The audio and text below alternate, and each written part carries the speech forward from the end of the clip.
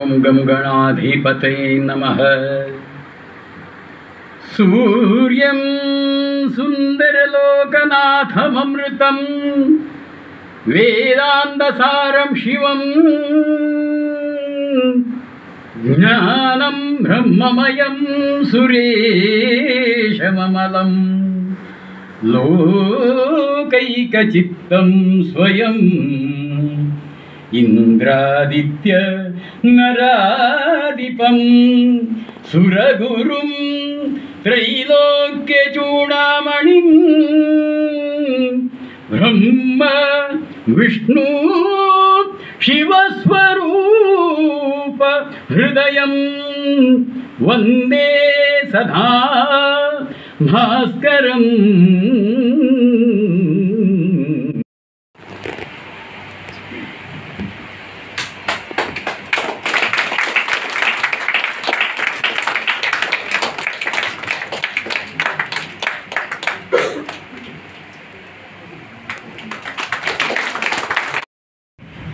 ಅತ್ಯಂತ ಶ್ರದ್ಧೆಯಿಂದ ಸಂಯಮದಿಂದ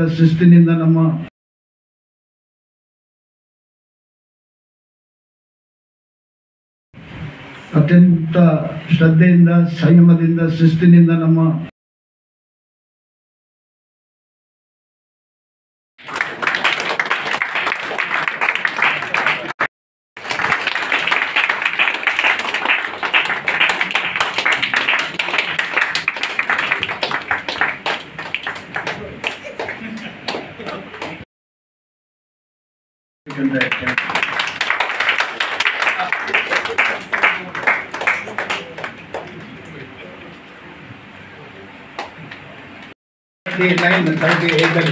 ಅವರು ವೇದಿಕೆಗೆ ಬಂದು ಸನ್ಮಾನವನ್ನು ಸ್ವೀಕರಿಸಬೇಕಂತ ಹೇಳಿ ಕೇಳಿದ್ದೇನೆ.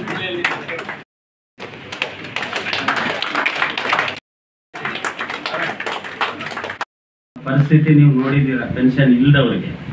ನಾನು ಇವಾಗ as A regional committee member ಆಗಿ ನಾನು ಮೀಟಿಂಗ್ನಲ್ಲಿ ಕೇಳ್ತಾ ಇರೋದು, ಈ ವರ್ಕರ್ಸ್ಗೂ ಅಷ್ಟೇ, ಅವ್ರಿಗೆ ಯಾಕೆ ನೀವು 15,000 ಸೀಲಿಂಗ್ ಲಿಮಿಟ್ ಇಟ್ಟಿದ್ದೀರಾ? 15 ಮೇಲೆ ಇದ್ದರೆ ಆಪ್ಷನ್ ಏನು ಕೊಟ್ಟಿದ್ದೀರಾ? 15,000 ಮೇಲೆ ಇರೋರಿಗೆ ಪೆನ್ಷನ್ ಮೆಂಬರ್ಶಿಪ್ ಇಲ್ವೇ ಅಂತ EPS ಇಲ್ಲ ಅನ್ನೋ ಥರ ಮಾಡಿದ್ದು ಸರಿ ಇಲ್ಲ ಅಂತ ಇವತ್ತಿಗೂ ನಾನು 2 ಮೀಟಿಂಗ್ನಲ್ಲಿ ರೈಸ್ ಮಾಡಿದ್ದೀನಿ. ಅದನ್ನು ಮಾಡೋದ್ರಿಂದ ಏನಕ್ಕೆ ಅಂದರೆ, ಈ ಭವಿಷ್ಯ ನಿಧಿ ಅಂದರೆ ಏನು? ಭವಿಷ್ಯ ನಿಧಿ ಅಂದರೆ, ಭವಿಷ್ಯ ನಿಧಿ ನಾವು ಲಾಸ್ಟಲ್ಲಿ ಅವರು ರಿಟೈರ್ಮೆಂಟ್ ಆದಾಗ ಒಂದು ನಿಧಿ ನಾವು PF ಇಷ್ಟೊಂದು ಬಂಡವಾಳ ಅಮೌಂಟ್ ನಾವು ಉಳಿಸಿದ್ದೀನಿ ಅಂತ ಆ ಉಳಿತಾಯದ ಅಮೌಂಟನ್ನು ಮನೆಗೆ ತೊಗೊಂಡೋದ್ರೆ ಅವ್ರಿಗಿರುವ ಗೌರವನೇ ಬೇರೆ. ಎರಡನೇದು ಮಂತ್ಲಿ ಪೆನ್ಷನ್ ಬರ್ತಾ ಇರೋದು ಅಂದರೆ ಅದೇ ಬೇರೆ. ಇವೆರಡೂ ಇಲ್ಲದೆ ಇವತ್ತಿನ ದಿವಸ 15,000 ಮೇಲಿರೋರಿಗೆ ಇಲ್ಲದೆ ಹೋದವ್ರ ಪರಿಸ್ಥಿತಿ ಏನಾಗುತ್ತೆ ಯೋಚನೆ ಮಾಡಿ.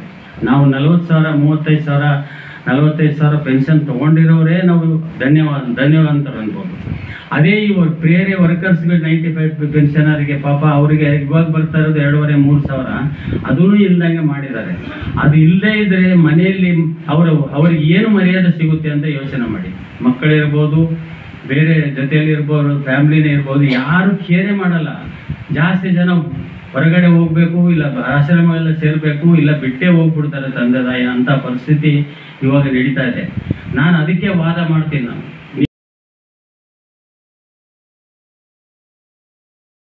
ಇರಬೇಕಾದ್ರೆ ನೀವು ಮಾಡಿದ ಕೆಲಸ ಆ ಥರ ಇತ್ತು. ಹಾರ್ಡ್ ವರ್ಕರು, ಮ್ಯಾನ್ಯುವಲ್ ವರ್ಕು ಯಾವ ಥರ ಇತ್ತು? ಬಂಡಲ್ಗಳು ಸೀಲ್ ಹಾಕೋದು, ಬುಕ್ಕಲ್ಲಿ ಬರೆಯೋದು, ಲೆಡ್ಜರ್ ಎಂಟ್ರಿ ಮಾಡೋದು, ಎಂಥ ಕೆಲಸ ನೀವು ಮಾಡಿ ಇವತ್ತಿನ ದಿವಸ ನೀವೆಲ್ಲ ಮಾಡಿರುವ ಕೆಲಸಕ್ಕೇನೆ ಇವತ್ತಿನ ದಿವಸ ಆರ್ಗನೈಸೇಷನ್ ಇಷ್ಟು ಬೆಳೆದಿದೆ.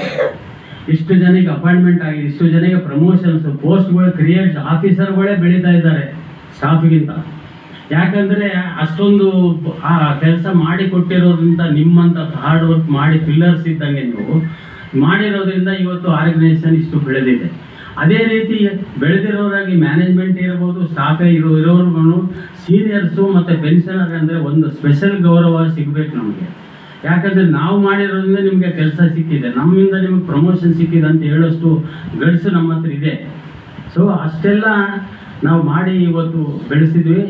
ನಮಗೇನಪ್ಪ ಅಂದರೆ ಇವತ್ತು ಅಸೋಸಿಯೇಷನ್ ಇಷ್ಟು ಚೆನ್ನಾಗಿ ನಡೀತಾ ಇದೆ. ಏನೇ ಗ್ರೀವೆನ್ಸ್ ಇರಲಿ ಅದನ್ನು ನಾವು ತೊಗೊತೀವಿ ಇಮಿಡಿಯೇಟಾಗಿ, ಯಾವುದು ಬಿಟ್ಕೊಡಲ್ಲ. ಅದೇ ರೀತಿ ನನಗೆ ಫೆಡರೇಷನ್ನಲ್ಲಿ ಇವತ್ತಿನ ದಿವಸ ಸೆಕ್ರೆಟರಿ ಜನರಲ್ ಆಗಿದ್ದು ಕಾರಣ ಇದೆ.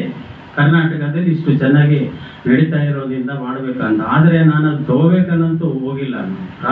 ಬಿ ರಾಜ ಅವರು 86 ವರ್ಷ ಅವರಿಗೆ ಹೆಲ್ತ್ ಇಶ್ಯೂ ಇತ್ತು. ಹೋದ ಸಲನೇ 2 ವರ್ಷ ಮುಗಿಲಿ ಅಂತೇಳಿ ನನಗೆ ವೈಸ್ ಪ್ರೆಸಿಡೆಂಟ್ ಅಂತ ಮಾಡಿದ್ರು, ಅವರಿಗೆ ಸೆಕ್ರೆಟರಿ ಜನರಲ್ ಆಗಿ. 2 ವರ್ಷದಲ್ಲಿ ಏನು ಕೆಲಸನೇ ಆಗಲಿಲ್ಲ. 2 ವರ್ಷ ಬರೀ ಕರೆಸ್ಪಾಂಡೆನ್ಸ್ ಮಾಡ್ತಾ ಇದ್ರು. ಅವ್ರಿಗೆ ಹೆಲ್ತ್ ಇಶ್ಯೂರಿಂದ ಹೋಗ್ಲಿಕ್ಕಾಗಲಿಲ್ಲ, ಏನಿಲ್ಲ. ಯಾವ ಮೀಟಿಂಗು ಈ CPFC ಯಾರಿಗೂ ಕೊಡಲಿಲ್ಲ. ಆ ಲೇಡಿ ಒಬ್ಬರು CPFC ಇರುವಾಗ ಆ ಫೆಡರೇಷನ್, ಅದೇ ರೀತಿ ನನಗೆ ಫೆಡರೇಷನ್ನಲ್ಲಿ ಇವತ್ತಿನ ದಿವಸ ಸೆಕ್ರೆಟರಿ ಜನರಲ್ ಆಗಿದ್ದ ಕಾರಣ ಇದೆ. ಕರ್ನಾಟಕದಲ್ಲಿ ಇಷ್ಟು ಚೆನ್ನಾಗಿ ನಡೀತಾ ಇರೋದ್ರಿಂದ ಮಾಡಬೇಕಂತ.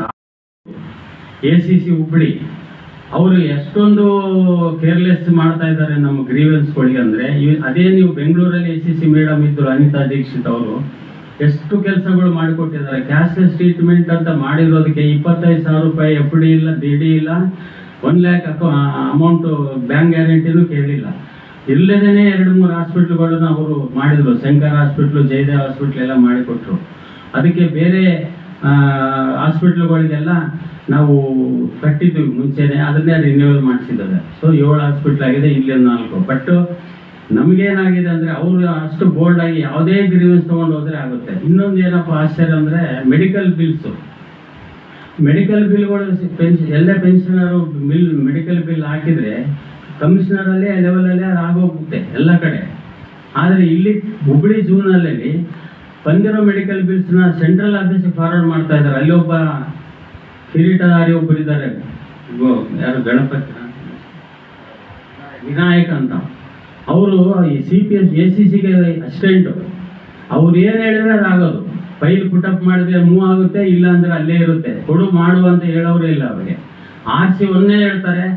ಏನು ಇವರು ಸರಿಯಾಗಿ ಫೈಲೇ ಬರ್ತಾ ಇಲ್ಲ ಸರ್, ನಾನು ಏನು ಮಾಡಲಿ, ಅವರಿಂದ ಬಂದರೆ ತಾನೆ. ಅಂದರೆ ಅವ್ರು ಯಾವ ಥರ ಇದ್ದಾರೆ ಅಂದರೆ ACC ಅವರು ಒಂದೇ ACC 192 ಅನ್ನೋ ಥರ ಇದ್ದಾರೆ. ಬೇರೆ ಎಲ್ಲ RCಗಳು ಎಲ್ಲ ಆಗಿರೋದನ್ನ ಸೆಂಟ್ರಲ್ ಆಫೀಸ್ ಕಳಿಸಿದ್ರೆ, ಸೆಂಟ್ರಲ್ ಆಫೀಸರು ಫೈನಾನ್ಸ್ ಮಿನಿಸ್ಟರ್ ಕಳಿಸಿದ್ರು. ಆ್ಯಕ್ಚುಲಿ ನಮ್ದು EPFO ಟ್ರಸ್ಟ್ ಇದೆ. EPFOದಲ್ಲಿ ಯಾವುದು ಫೈಲ್ನ ಗೌರ್ಮೆಂಟ್ ಆಫ್ ಇಂಡಿಯಾ ಫೈನಾನ್ಸ್ಗೆ ಹೋಗೋ ಅವಶ್ಯಕತೆನೇ ಇಲ್ಲ. ಯಾಕಂದರೆ ಅವರಿಂದ ನಮಗೇನು ಬರ್ತಾ ಇಲ್ಲ. ಗೌರ್ಮೆಂಟ್ ಆಫ್ ಇಂಡಿಯಾಯಿಂದ ಫೈನಾನ್ಸ್ ಡಿಪಾರ್ಟ್ಮೆಂಟ್ EPFOಗೆ ಕೊಡುವಂಥದ್ದು ಏನಿಲ್ಲ. ನಾವೇ ಅವ್ರಿಗೆ ಕೊಡೋಷ್ಟು ಶಕ್ತಿ ಇರೋದು EPFOದಲ್ಲಿ. ಆ ಥರ ಇರುವಾಗ ಇಲ್ಲಿ CBTಯಲ್ಲಿ ಅಪ್ರೂವ್ ಆದರೆ ಆಟೋಮೆಟಿಕ್ ನಮಗೆ ರಿಲೀಸ್ ಮಾಡಬೇಕು. ಆ ಮನುಷ್ಯ ಅಲ್ಲಿ ಕೊಟ್ಟಿರೋದನ್ನ ಅಲ್ಲಿ ರೆಫರ್ ಮಾಡಿದ್ರು. ಅವರು 2,000 ರೂಪಾಯಿ ಯಾವ ಡಿಪಾರ್ಟ್ಮೆಂಟಲ್ಲಿ, ಸೆಂಟ್ರಲ್ ಗೌರ್ಮೆಂಟ್ ಡಿಪಾರ್ಟ್ಮೆಂಟಲ್ಲಿ FMA ಕೊಡೋದು ಇಲ್ಲವೇ ಇಲ್ಲ.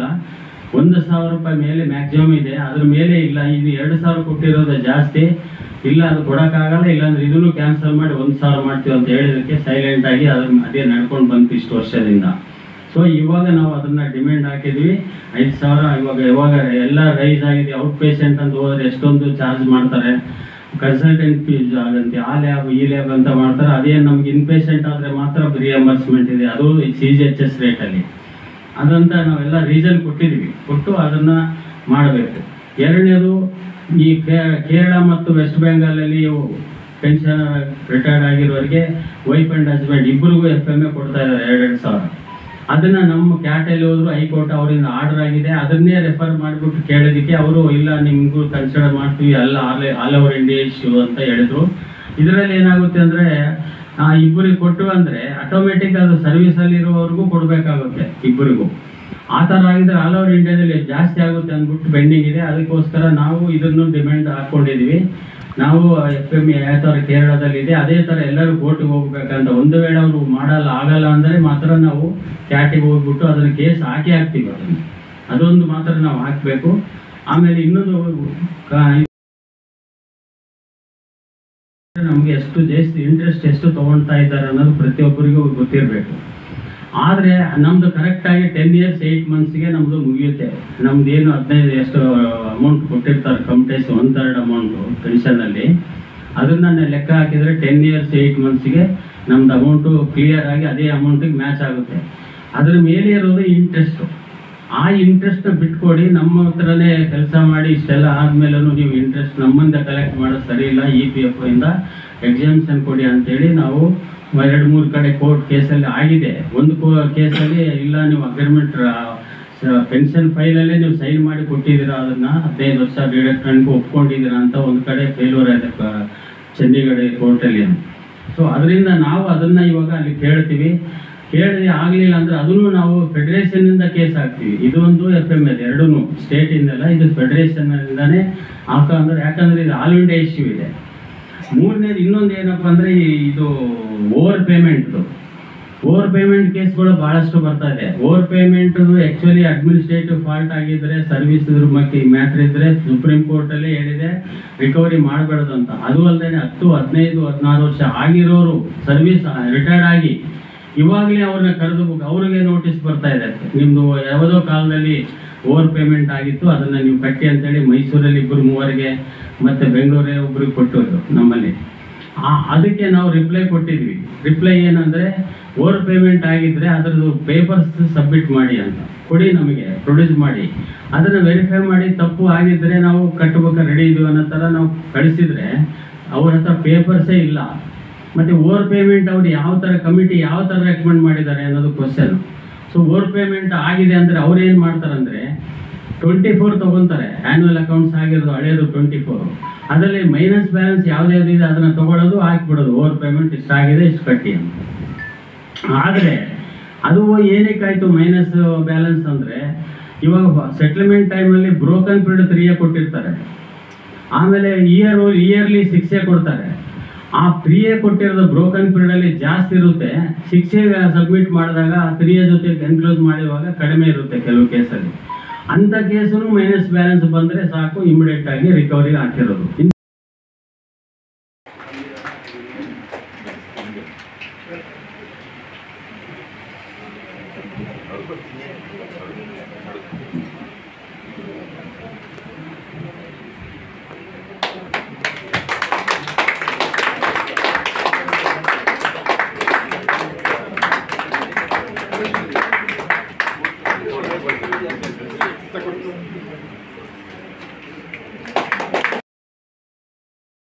For the opportunity that has been given to me. Thank you all once again. See, this federation and this association has been working promptly and purposefully only with the presence of Ms. Naganath ji. There is no second word about it. Without him, I am not just eulogizing him. I am not just praising him. It's a fact that without him you cannot run the association or the federation. I will mention 1 or 2 anecdotes in the recent past. There was a meeting of all the regional commissioners of Karnataka with ACC recently, and both of us, we went there, and one of the commissioners told ACC madam that Naganath ji has come. Amidst the meeting, she declared a recess for a meeting of all the regional commissioners, and she called us, and it was a blessing in disguise actually. We had taken about 10 to 15 grievances of the pensioners, and all the commissioners were readily available at that point of time. And when we narrated all the grievances, she addressed all the commissioners, what is the problem, what is the problem, what is the solution, what is the solution, like that. On the spot, every problem was solved. So that is the capacity of Sri Naganath ji.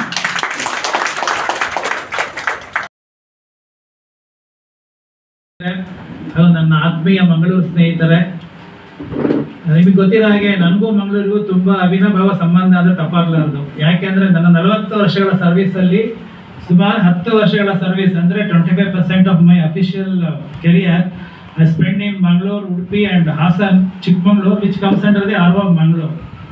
So ಈ ನನ್ನ 10 ವರ್ಷಗಳ ಸರ್ವಿಸಲ್ಲಿ ನಿಮ್ಮೆಲ್ಲರ ಪ್ರೀತಿ ವಿಶ್ವಾಸ ನನಗೆ ಕೊಟ್ಟಿದ್ದೀರಾ.